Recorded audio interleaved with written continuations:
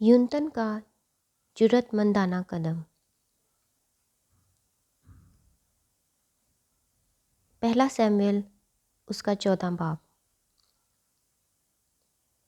और एक दिन ऐसा हुआ कि साउल के बेटे यूनतन ने उस जवान से जो उसका सिलाह बरदार था कहा कि आ हम फिलिस्तियों की चौकी को जो उस तरफ है चलें। पर उसने अपने बाप को ना बताया।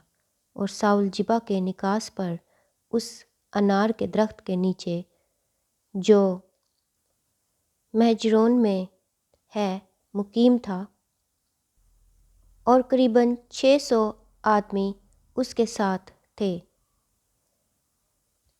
और अखिया बिन अखीतूब जो यकबूद बिन फिनहास बिन एली का भाई और सैला में खुदावंद का काहिन था, अफूद पहने हुए था।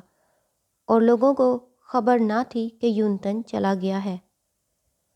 और उन घाटियों के बीच जिनसे होकर यूनतन फिलिस्तियों की चौकी को जाना चाहता था, एक तरफ एक बड़ी नुकीली चट्टान थी और दूसरी तरफ भी एक बड़ी नुकीली चट्टान थी।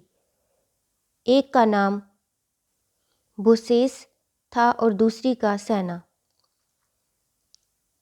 एक तो शिमाल की तरफ मिकमास के मुकाबिल और दूसरी जनूब की तरफ जिबा के मुकाबिल थी। सो यूनतन ने उस जवान से जो उसका सिला बरदार था कहा, आ हम उधर उन नामख्तूनों की चौकी को चलें। मुमकिन है कि खुदावंद हमारा काम बना दे, क्योंकि खुदावंद के लिए बहुतों या थोड़ों के ज़रिया से बचाने की कैद नहीं। उसके सिला बरदार ने उससे कहा, जो कुछ तेरे दिल में है सो कर और उधर चल। मैं तो तेरी मर्ज़ी के मुताबिक तेरे साथ हूँ। तब यूनतन ने कहा, देख, हम उन लोगों के पास इस तरफ जाएंगे और अपने को उनको दिखाएंगे। अगर वो हमसे ये कहें कि हमारे आने तक ठहरो, तो हम अपनी जगह चुपचाप खड़े रहेंगे और उनके पास नहीं जाएंगे।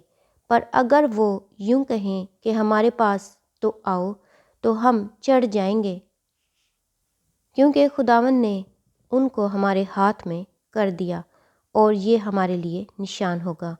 फिर इन दोनों ने अपने आप को फिलिस्तियों की चौकी के सिपाहियों को दिखाया और फिलिस्ती कहने लगे, देखो, ये इब्रानी उन सुराखों में से जहाँ वो छुप गए थे बाहर निकले आते हैं। और चौकी के सिपाहियों ने यूनतन और उसके सिला बरदार से कहा, हमारे पास आओ तो सही, हम तुमको एक चीज़ दिखाएं।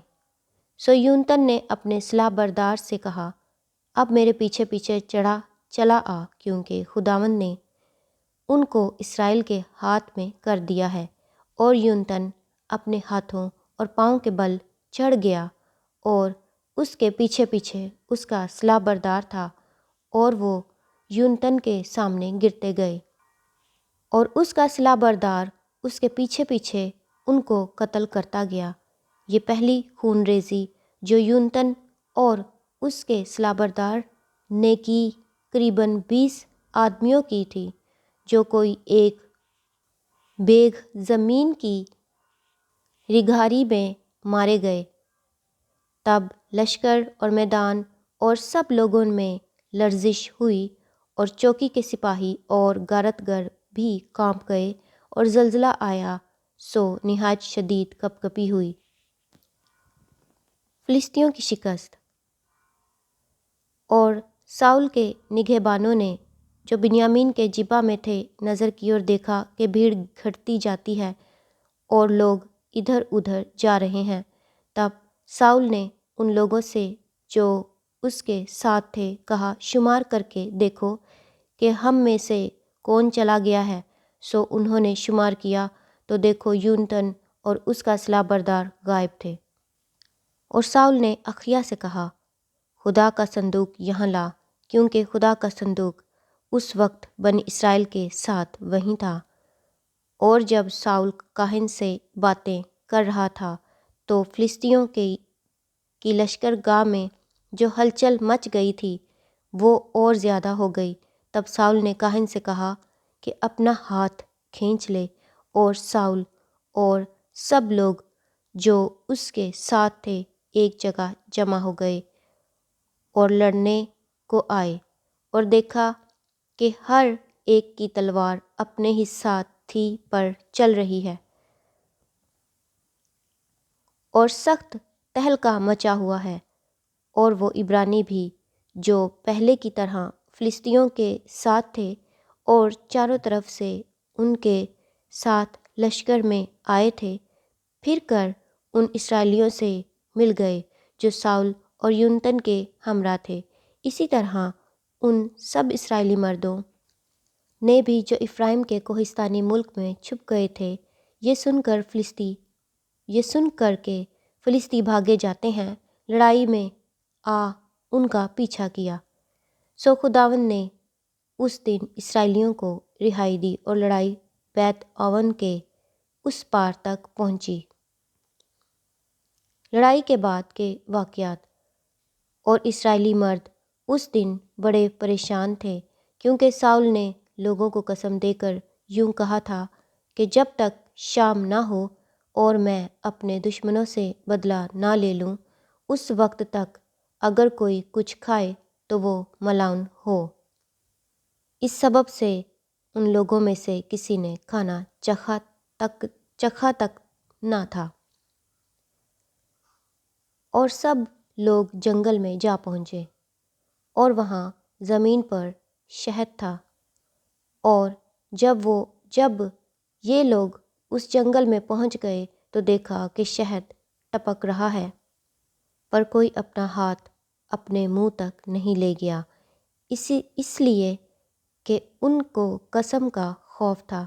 لیکن یونتن نے اپنے باپ کو ان لوگوں کو قسم دیتے نہیں سنا تھا، سو اس نے اپنے ہاتھ کے عصا کے سرے کو شہد کے چھتے میں بھونکا اور اپنا ہاتھ اپنے منہ سے لگا لیا، اور اس کی آنکھوں میں روشنی آئی۔ تب ان لوگوں میں سے ایک نے اس سے کہا کہ تیرے باپ نے لوگوں کو قسم دے کر سخت تاکید کی تھی اور کہا تھا کہ جو شخص آج کے دن کچھ کھانا کھائے وہ ملعون ہو، اور لوگ بے دم سے ہو رہے تھے۔ تب یونتن نے کہا کہ میرے باپ نے ملک کو دکھ دیا ہے، دیکھو میری آنکھوں میں ذرا سا شہد چکھنے کے سبب سے کیسی روشنی آئی۔ کتنا زیادہ اچھا ہوتا اگر سب لوگ دشمن کی لوٹ میں سے جو ان کو ملی دل کھول کر کھاتے، کیونکہ ابھی تو فلسطینیوں میں کوئی بڑی خون ریزی بھی نہیں ہوئی ہے، اور انہوں نے اس دن مکماس سے ایالون تک فلسطینیوں کو مارا، اور لوگ بہت ہی بے دم ہو گئے۔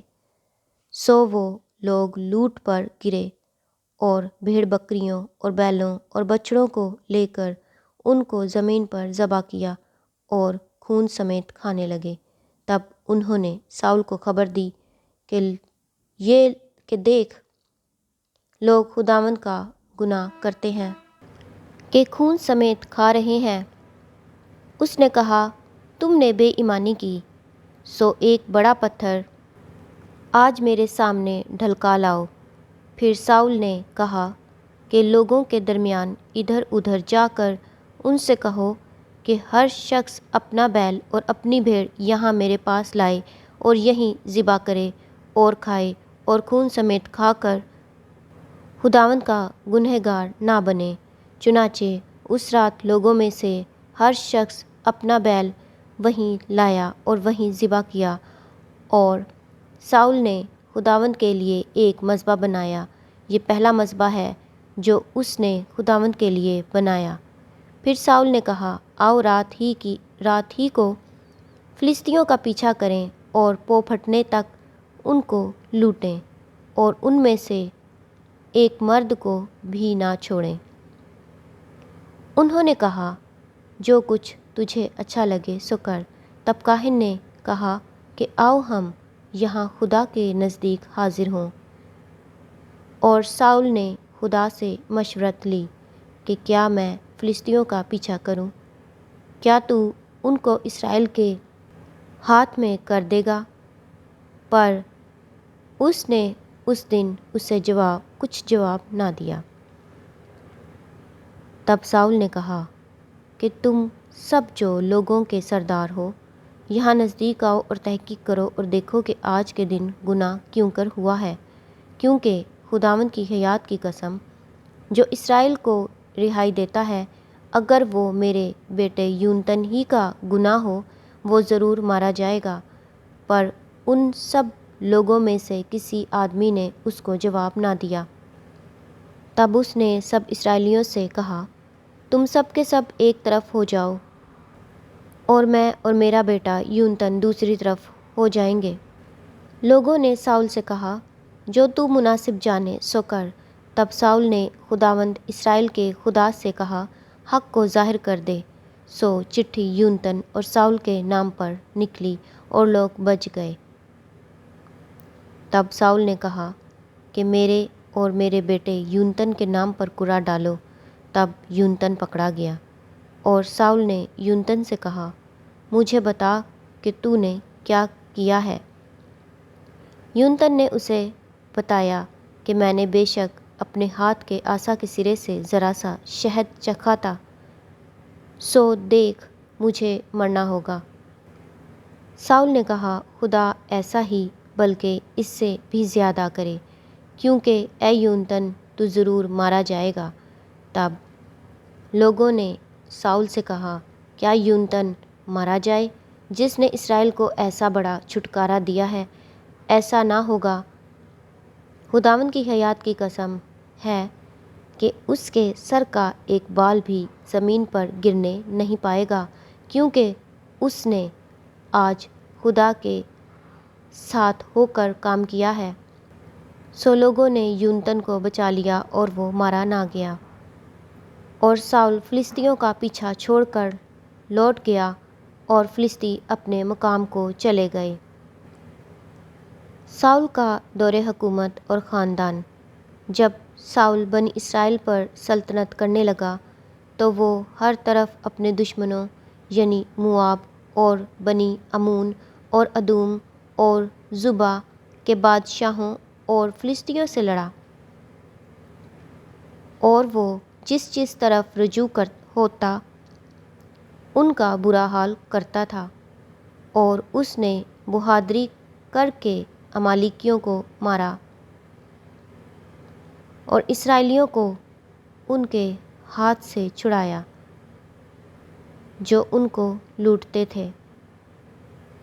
ساؤل کے بیٹے یونتن اور اسوی اور ملیکشوا تھے، اور اس کی دونوں بیٹیوں کے نام یہ تھے، بڑی کا نام میرب اور چھوٹی کا نام میکل تھا۔